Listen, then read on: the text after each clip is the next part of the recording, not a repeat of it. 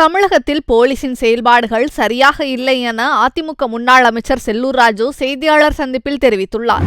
எங்க ஆட்சியில தான் காவல்துறை ஸ்காட்லாந்து யார்டு இணையான காவல்துறையாக இன்னைக்கு இருக்கிற மதுவிலக்கு ஆயத்துறை அமைச்சர் செந்தில் பாலாஜி முதல் நிதிநிலை அறிக்கையிலேயே 10 ஆண்டுகள் கள்ளச்சாராயமே இல்லை தமிழ்நாட்டில் அவரே சர்டிபிகேட் கொடுத்திருக்கார்.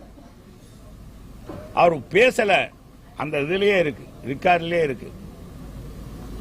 உங்க ஆட்சியில எத்தனை தடவை கள்ளச்சாராயம்?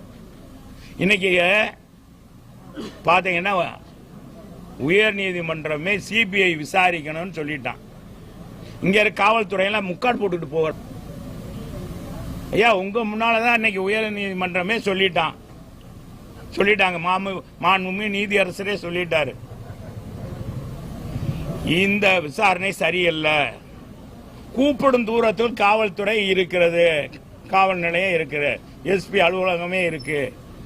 அங்க கள்ளச்சாரம் விற்கிறாங்கன்னா காவல்துறையினுடைய துணையுடைய அனுமதி துணை இல்லாம இது விற்க முடியாது. மெத்தனால் பல மாநிலங்களிலிருந்து வருகிறது என்பது அங்க கலக்கி வித்திருக்காங்க. அப்படிப்பட்ட மெத்தனால இதுவரைக்கும் இவங்க கண்டுபிடிக்கல. விழுப்புரத்தில் நடந்த போன ஆண்டுகளுக்கு முன்னாடி நடந்த 24 பேர் இறந்து போயிட்டாங்க.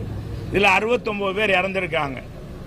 இதே சிபிஐ விசாரிங்கன்னு சொல்லிட்டாங்கல்ல, என்ன சொல்றீங்க? செய்திகளை உள்ளது உள்ளபடி தெரிந்து கொள்ள ரெஃப்ளெக்ட் நியூஸை சப்ஸ்கிரைப் பண்ணுங்க.